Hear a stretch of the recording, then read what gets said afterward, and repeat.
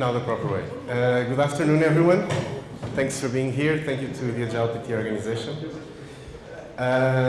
Thank you for raising the bar so high, putting me speaking after Hiro, which was amazing for me.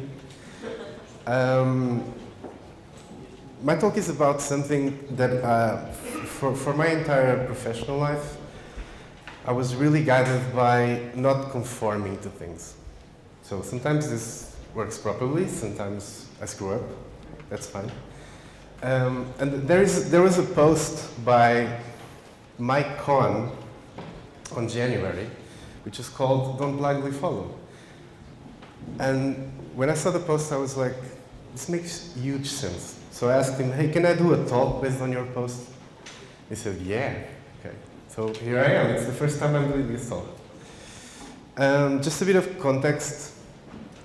I started working professionally in 2004 as a teaching assistant at a university. For me, it was basically coaching students.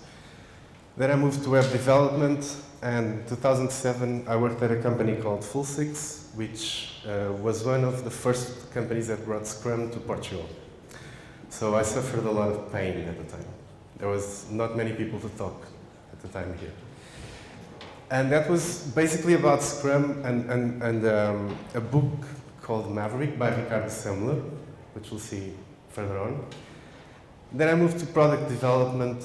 I was through processes and standards, and now I'm back in product development. So the first thing I realized, software projects, consulting software projects for a client are very, very different from a product.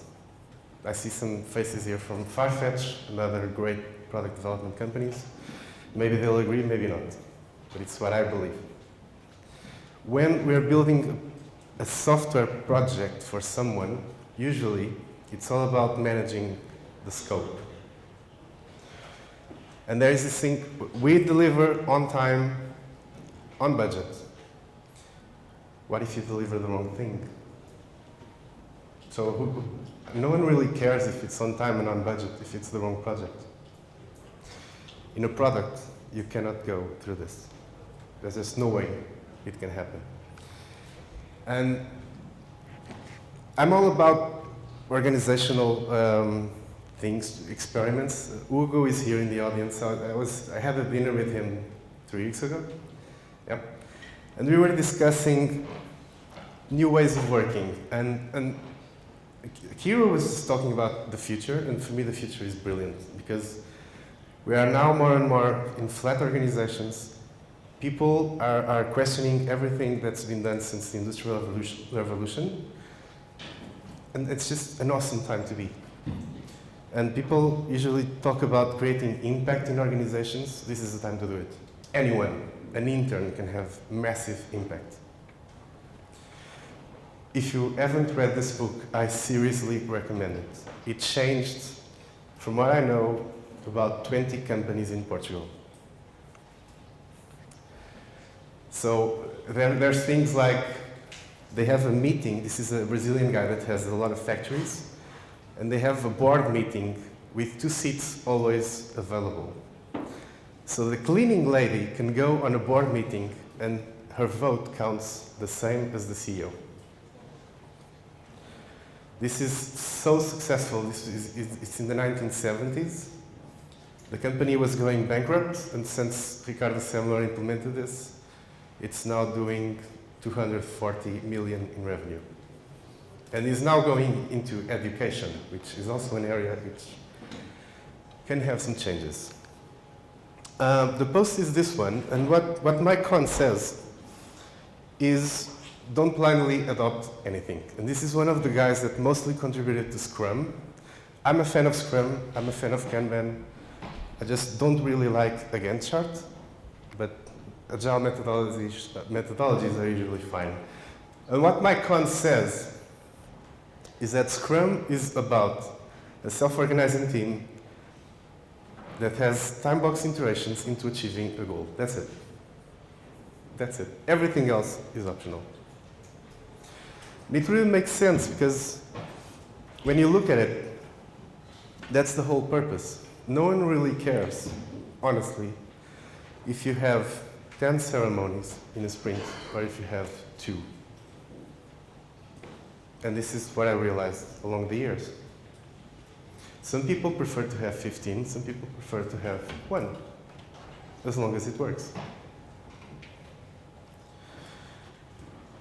Think about your current work situation. Is there something you'd like to change? Raise your hand. Something.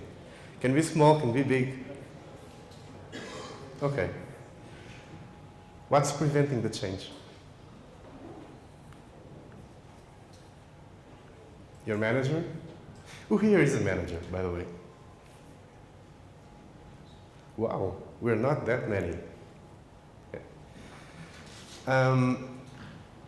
What I see in the new organizations is that you don't need a manager's approval to change what you need to change. Let me tell you a personal story. I play in a rock band, and I've been doing this for 20 years now. And in 2008, I played 86 gigs. So that means around 120 days out of the office. And this is in a big multinational company. I was working full-time. I had to do this, and I had some of the most challenging projects of my life. And people were always saying, you won't be able to do it. And I always said, why? Oh, because the company is not remote, because you're now implementing Scrum, there's daily meetings, you need to be there. No, I need to communicate at those times. I don't need to be physically there. So this is what taught me about autonomy, leadership, purpose, managing time, communication. I mean, if I can't communicate properly, being 120 days out of the company, that won't work. So I went through some pains. I learned a lot here. The team was brilliant. So it's possible. We have to break some rules, but it is possible. And the talk that Kira just gave about the future, once we look at what's been happening, we've had, waterfall projects, Gantt charts, then Scrum and Kanban. Now we're talking about TL organizations, no estimates, purpose over profit. Things are very different now. And I'm very, very curious to see where are we going. And this is usually the teams that implement and create these methodologies are teams that are breaking rules. It's not working for them. I was having a conversation with a very good project manager, actually. And she says, oh, you're not, we are not being able to achieve, I can't remember exactly what it was. And I said, well, why are you doing this? And she gave me the worst possible answer I could ever have listened. Because Scrum says that we need to do it. And I'm looking at her and I said, why are you using Scrum? It's not working for you. So in the meantime, they changed to something like Scrumban, and it's working a lot better. Because they just tried. And this is by Mitch Lace, which is a great friend of mine. I love him to death, but this is the Scrum ceremonies. And this is what we were doing in a product we deliver called Invoice Express. We were doing this a year ago. And then we started saying, well, you know what? I don't really care if Joanna, which is our product owner, is meeting with the stakeholders. I don't care. I don't really care if we have an intermediate meeting discussing the next sprint. I don't care. And we don't have daily meetings, actually. Because we don't control the working hours of anyone. We have people which are fully remote in Russia. So this is not how I want to work. So we started changing and changing and changing. And 1 year later, I don't know if we are more productive, I don't really care. But what I know is that the customer satisfaction is a lot higher than it ever was. No. That's what it's all about. And looking back at my exposed, this is what we did. We constantly reflect, why do we need to do what we do? And in the end, it's customer satisfaction. That's it. It's about growth and retention. Nothing else. Just some tales of things we tried. The first one was meetings. So I'm not against meetings, I'm just against bad meetings. But Paulo, one of the guys on Invoice Express, said, we should try not having meetings at all. And I said, at the time I was like, whoa, I mean, okay, let's do it. And the outcome of not having meetings at all for 2 months is that we started communicating so well asynchronously that we went back to a sprint meeting, and it's awesome. Because everything, the whole context we know, we need for that meeting, we've been having it for the last 2 weeks. So once we get there, it's just like a recap and a quick sync, and it's off. So no meetings made better meetings in the end. This is how we are currently organized. So we have 3 products. The most challenging one is Invoice Express. It's like 7 years old. 4,000 paying customers. We are Scrumish. We use Trello. It's a small team. The support is key. There was a talk by Antonio earlier this morning where he mentioned some of the challenges of having maintenance with sprints. So we have that in Invoice Express, and what we've been doing for 2 years now, I think, it's to have one developer assigned to maintenance for one sprint. So it rotates through the entire team. And we don't care about seniority or anything else. Everyone goes through support from time to time for 15 days. Talent Falco is still in beta. This was Scrum with Excel, and it worked spot on for the team. This is a whole different team. Each product is a different team. And now we have Codename C, which is, the team is trying something that I told them, look, you may come to a problem here. They're doing all the design up front. And when I heard about it, I was like, well, so far it's working. I think they'll have some problems, but so far it's working for them. The only thing we have common is culture. That's it. And this was the result of about 3 years trying and trying and trying. And we have things like, we use Asana for feature discussions. Then we move on to whatever tool the product's using. We use HipChat, and we have a remote working policy with unlimited holidays. So basically, what we're saying is, we treat people like adults. For me, that's about it. Then we have coaches. And actually, the role of a Scrum Master, I was thinking about it the other day. They said that the Scrum Master removes impediments from the team. And over time, I started thinking differently. The Scrum Master is not about removing impediments from the team, it's about teaching the team how to remove impediments. I mean, I want my people to grow. I want to be the most useless guy in the organization. How can I do it? The team needs to grow. They need to solve their own problems. If the Scrum Master goes on holidays, who's going to solve the problems? And this never worked for me. Never, ever, ever in I don't know, 7 years. Relying on that figure and saying, oh, he solves the problems. No. And another tale I have is, this happened to us. We built a product for a customer, and we did it on time, on budget, but the product was useless because we built the wrong thing. And in the customer's head was the wrong thing, but we did everything by the book.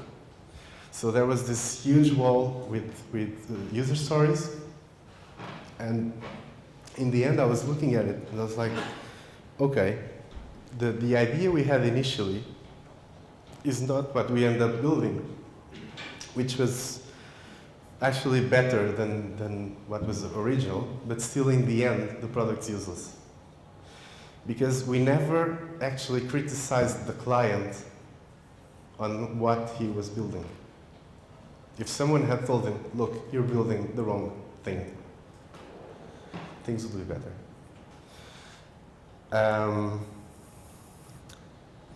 And finally, this is probably one of the most, the experiments I'm more proud of. There was one of the companies I worked had 5,000 people just in Portugal. And you couldn't use that, thing called the cloud. And they wanted to implement a chat system with some particularities. And they were looking at solutions for months and months and months. And there was no chat system.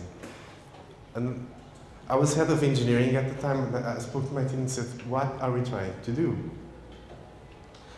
So in the end, I was already leaving, so I was 1 week from leaving. I was not having to manage nothing. And I started playing with some code. I called two guys and said, come on, work with me on this. So we did a kind of an experiment,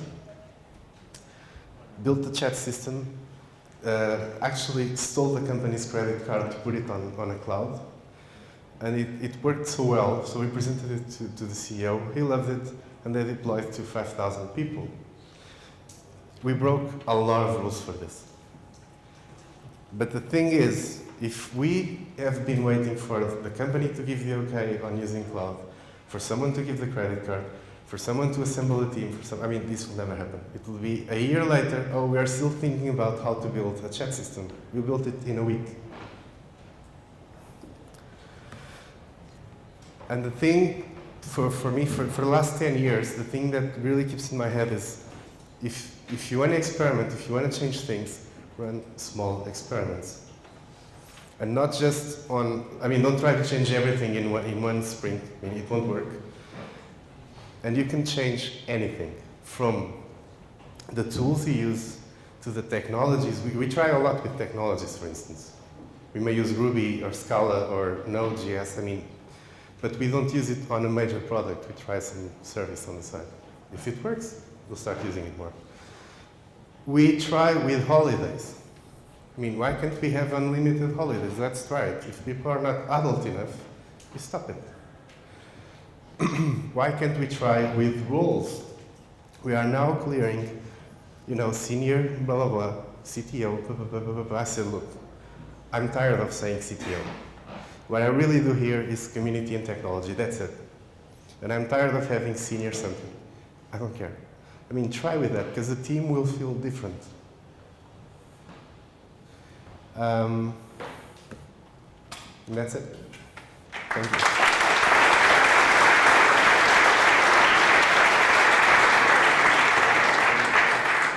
Thanks, Ricardo. So we have a bit of time for a question or two.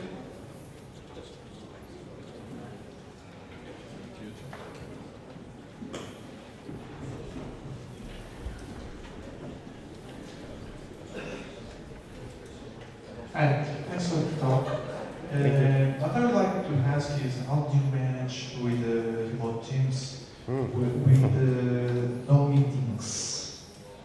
Sorry if I wasn't clear. We have one sprint meeting. Okay. That's a very good question. There is no silver bullet for that. What we use is we rely heavily on HipChat. And we use Skype. Google Groups doesn't really work for us. I still don't know why. But HipChat, Skype, and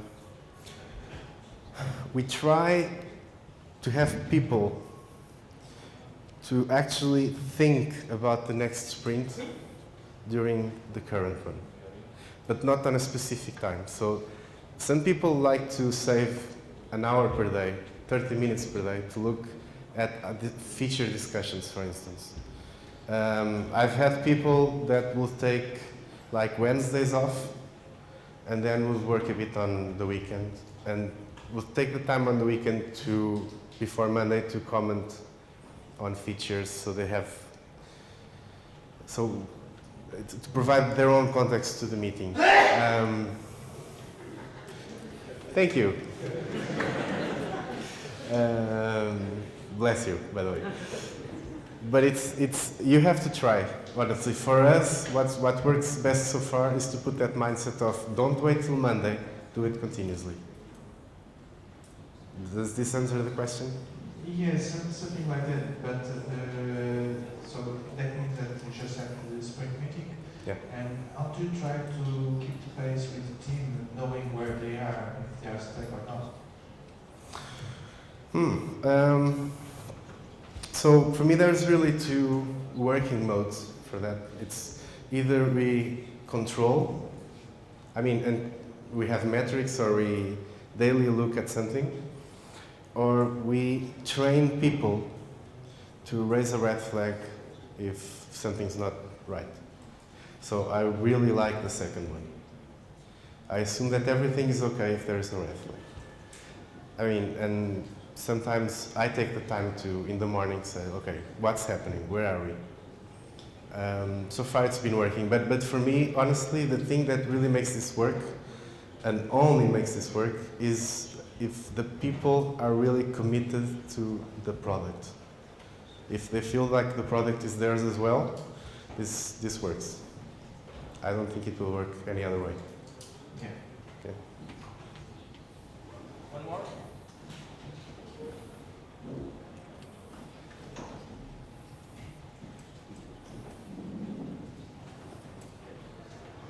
Hello. Okay. You were saying about not doing estimates, so I'm assuming if you don't do estimates, you don't really need to do the refinement meeting, but you still deliver a product to a customer, and you still have, say, a marketing team expecting to do marketing campaigns. How can you commit to a specific date if you don't do any sort of estimate? We don't. Alright, so how do you do the marketing campaigns? A year ago we did, so they were asking, when are you delivering, I don't know, something.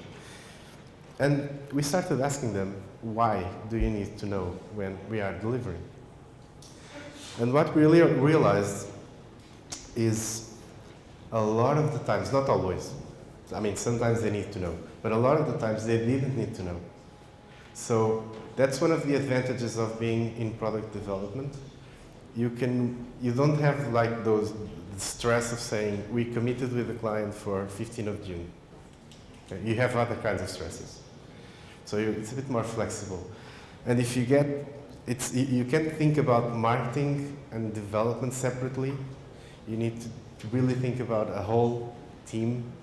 And if necessary, get marketing guys on board on the sprint meeting. If you're talking about seasonal businesses, then you possibly have to commit to a date, right? Yeah, I have no problem committing a date. So actually, we fix the date and then we see what we can deliver by then. But I worked 7 years in a digital agency, and it's like everyone's date crazy. So you need a date for everything. But in reality, there is only a couple of dates during the year that I really found critical, which is Christmas, Valentine's Day, and something else. Because if you don't deliver by then, you might as well deliver next year. All right, thank you. Thank you.